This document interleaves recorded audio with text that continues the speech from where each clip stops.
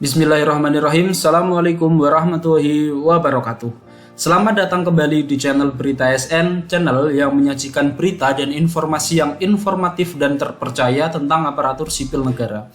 Nah, kali ini Bapak Ibu, kami akan menyajikan informasi terkait sosialisasi dari kebijakan pengadaan P3K tahun anggaran 2022. Sebelum itu, monggo buat Bapak Ibu dapat melakukan like dan juga komen setelah menonton video. Nanti kita bisa discuss bareng terkait kebijakan pemerintah ini, dan juga yang belum melakukan subscribe channel dapat melakukan subscribe agar tidak ketinggalan berita dan informasi yang akan disajikan oleh Berita SN.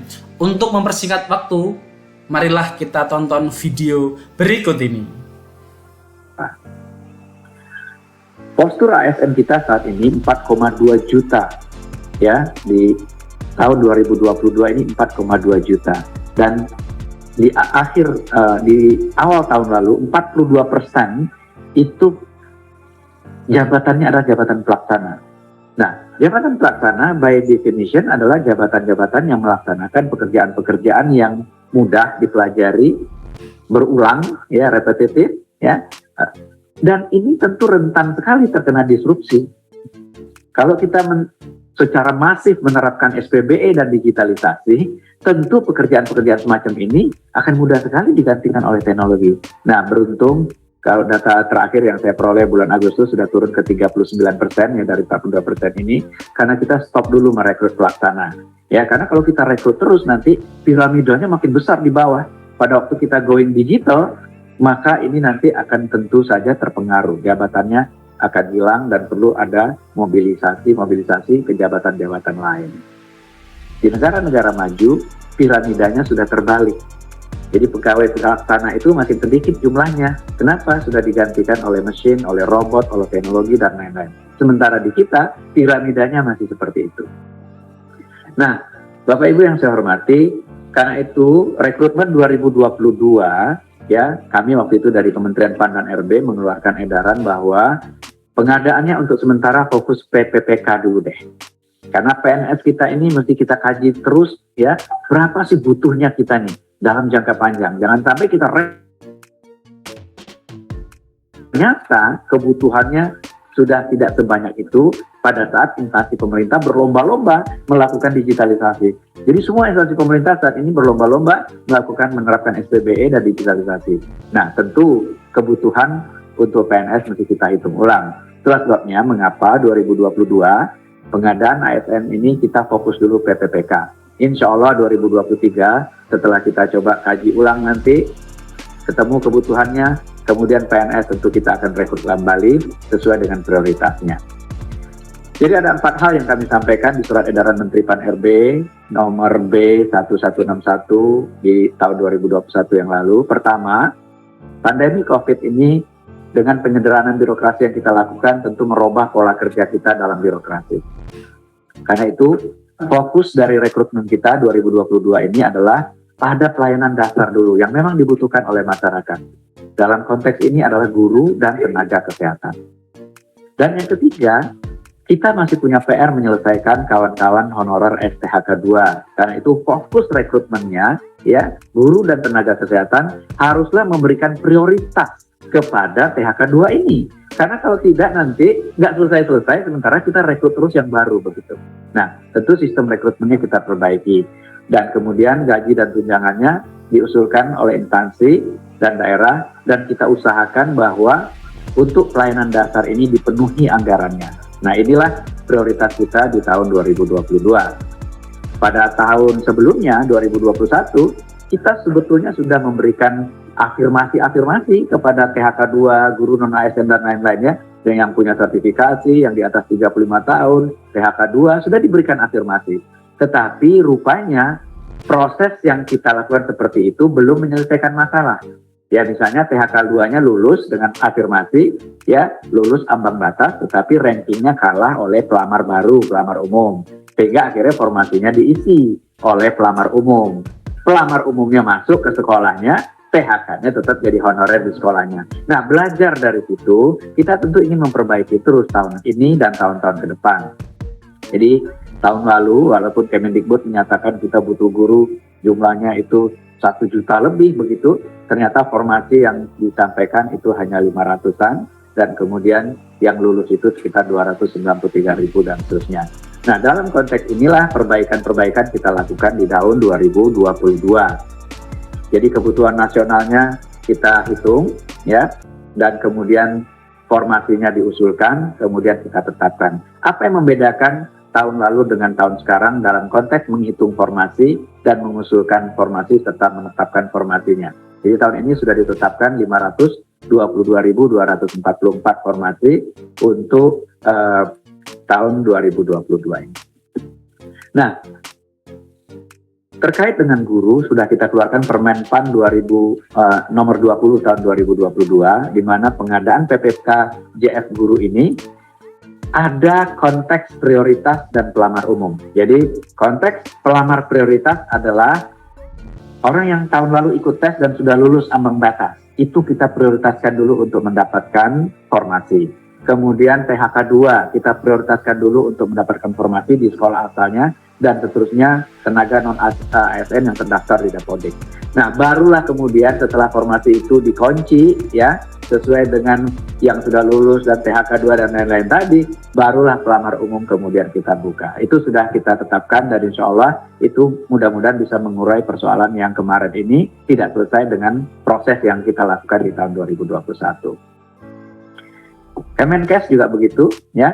Jadi kebutuhannya ditetapkan secara nasional, kemudian Pemda mengusulkan berdasarkan oleh Kemenkes, dan kemudian diberikan afirmasi-afirmasi terhadap kawan-kawan yang disabilitas di daerah 3T yang sudah mengabdi ya, dengan usia 35 tahun ke atas dengan masa kerja paling singkat 3 tahun dan seterusnya. Jadi afirmasi-afirmasi ini diharapkan juga menyelesaikan persoalan-persoalan non-ASN. Begitu juga terkait dengan dosen dan kemudian tenaga teknis lainnya. Jadi Permenpan 20 2022 memperbaiki proses yang tahun lalu itu usulannya langsung datang dari kementerian, lembaga, dan daerah, ditetapkan oleh Menpan RB, kemudian proses seleksinya CASN-nya melamar ke formasi yang telah ditetapkan. Ya, misalnya Pak Budi melamar menjadi guru yang dibuka lowongan formasinya di sekolah tertentu. Nah, ternyata dengan proses seperti itu, dibuka formasinya, kebutuhannya oleh Kemendikbud 1,2 juta, ternyata formasi yang diusulkan itu adalah 500.000 dan yang lulus hanya 293.000. Dan yang membuat kita juga perlu memperhatikan ini lebih detail adalah ternyata lowongan guru di daerah 3T itu lebih dari 117.000 tidak ada pelamarnya. Jadi kita butuh guru tapi nggak ada yang ngelamar begitu. Nah, ini kan tentu perlu kita perbaiki. Padahal passing grade-nya sudah kita turunkan terus, yang bisa berakibat kualitas guru kita turun terus dari waktu ke waktu. Nah, 2022 kita berharap formasi oleh Pemda itu berdasarkan data rekomendasi dari Kemendikbud, karena Kemendikbud lah yang punya informasi kebutuhan secara nasional. Nah, berdasarkan itu kita harapkan Pemda mengusulkan kebutuhannya. Namun ternyata kita masih punya challenge ya. Kita merasa ya Kemdikbud merasa dengan Kementerian Keuangan anggarannya sudah disediakan, tapi Pemda merasa anggarannya belum disediakan secara penuh. Nah, ini juga ternyata masih jadi PR buat kita, perbaikan lagi ke depannya. Tetapi paling tidak sekarang Pemda dalam hal mengusulkan formasi sudah mengacu kepada perhitungan secara nasional yang ditetapkan oleh Kemendikbud. Dan proses seleksinya berdasarkan prioritas yang tadi saya ceritakan. Dan dalam konteks ini diharapkan proses seleksi antara pelamar umum atau new recruit dengan guru honorer khususnya PHK 2 tentu tidak kita samakan gitu ya. Jadi prioritas-prioritas ini kita tetapkan terlebih dahulu, baru kemudian pelamar umumnya kita seleksi.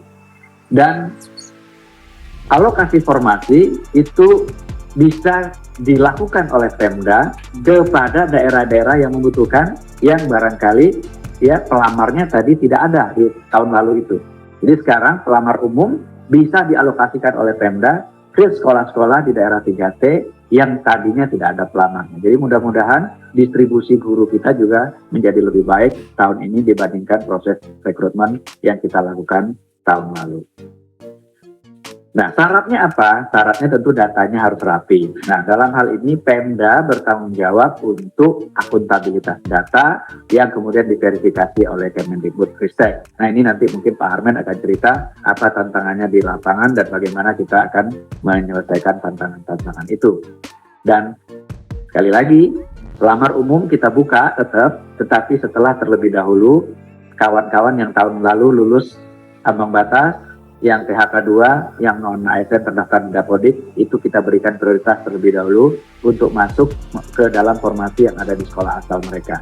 Baru kemudian kita buka untuk pelamar umum yang memungkinkan juga pelamar umum ini ditempatkan oleh Pemda sesuai dengan kebutuhan daerah, ya, apakah itu daerah 3T atau bukan. Kemudian terkait dengan jabatan fungsional tenaga kesehatan, kita sudah mengeluarkan juga Kepmen nomor 968 tahun 2022, di mana peserta juga prioritasnya adalah PHK 2 dan tenaga non-ASN yang terdaftar di Sistem Informasi Sumber Daya Manusia Kesehatan. Jadi prioritas kita berikan kesempatan terlebih dahulu kepada PHK 2 dan kepada non-ASN yang terdaftar, dan kemudian kita berikan afirmasi-afirmasi. Dan persyaratan-persyaratannya juga sudah dinyatakan sedemikian itu yang ya kita bisa lihat di layar.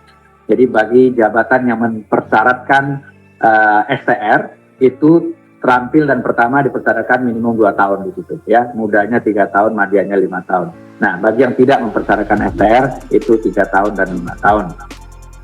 Kemudian diberikan afirmasi, ya, sekali lagi diberikan afirmasi kepada 3T itu 35% afirmasinya, kepada usia di atas 35 tahun 25%, ya, disabilitas 10% dan seterusnya. Mudah-mudahan dengan begini yang PHK 2, yang non-ASN yang sudah mengabdi tadi lebih dari 2 tahun atau 3, betul-betul mendapat prioritas terlebih dahulu mendapatkan formasi sebelum pelamar umum masuk. Kemudian terhadap JF teknis, kita juga sudah siapkan kemungkinan untuk memasukkan formasi untuk jenjang pemula, terampil, ahli pertama, ahli muda, ahli madya dengan requirement yang ditetapkan melalui Kepmen yang sudah kita keluarkan.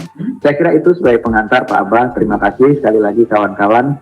Kita melakukan rekrutmen betul, seolah-olah ini business as usual, betul, setiap tahun kita lakukan betul, tapi jangan sampai lupa, tujuan kita adalah ingin mencapai, ya, cita-cita Indonesia menjadi negara maju dengan birokrasi yang profesional dan berkelas dunia. Ada realitas di lapangan, betul, harus kita balance dengan, ya, bagaimana realitas di lapangan itu kita coba selesaikan. Tentu tidak mungkin memuaskan semua pihak, tetapi paling tidak kita tidak lupa tujuan utamanya, kita mau ikut Piala Dunia.